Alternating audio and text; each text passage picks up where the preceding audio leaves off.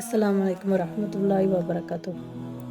நபி ஸல்லல்லாஹு அலைஹி வஸல்லம் அவர்களுக்கு முன்னால், கிட்டத்தட்ட 1400 ஆண்டுகளுக்கு முன்னால் உலகம் மிக மோசமான நிலையில் இருந்தது. கொலை, கொள்ளை, திருட்டு, பொய், துரோகம், வஞ்சம், மாது, சூது, குடி, வெட்கமின்மை, இன்னும் எத்தனையோ தீமைகள் மண்டி கிடந்தன. முழு உலகமும் குஃபர் சிர்கால் இருண்டு போய் கிடந்தன. அல்லாஹ்வுடைய நாட்டத்தை, கட்டளைகளை சொல்வதற்கு எந்த தூதரும் இல்லை. முன்னிருந்த எல்லா தூதர்களுக்கும் இறைவனடி சேர்ந்து விட்டனர். உலக மக்கள் யாவரும் வழிகட்டு விட்டனர். அல்லாஹ்வின் எதிரியாகவே மாறிவிட்டனர். நபிமார்களின் போதனைகளை மறந்து போய்விட்டனர். அல்லாஹ்வுடைய வழியை தவறிவிட்டனர். தன் மனம் போன போக்கில் வாழ்ந்து வந்தனர். அல்லது தம் போன்ற மனிதர்களின் கட்டளைகளை ஏற்று நடந்தனர்.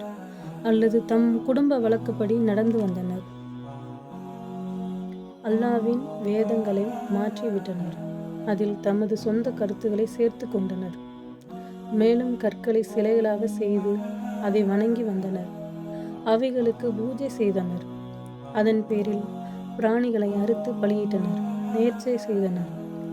போர்வை போர்த்தினர்.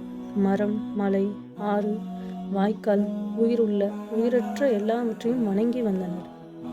உலகில் எத்தனையோ மனிதர் இருந்தனரோ அத்தனை பேருக்கும் தனித்தனி வழியை அமைத்து வாழ்ந்து வந்தனர். இப்படியே உலக மக்கள் அனைவரும் வழிகேட்டில் மிக மும்முரமாக நடந்தபோது அல்லாஹ்வின் நாட்டுப்படி அம்மக்களின் மீது இரக்கம் ஏற்பட்டு அவர்களுக்கு நேர்வழி காட்டுவதற்காக வீர உலகத் தலைவர், சிறப்புமிக்க குணசீலன் முஹம்மது நபி ஸல்லல்லாஹு அலைஹி வஸல்லம் அவர்களை அல்லாஹ் அனுப்பி வைத்தான். அஸ்ஸலாமு அலைக்கும் வரஹ்மத்துல்லாஹி வபரகாத்துஹ்.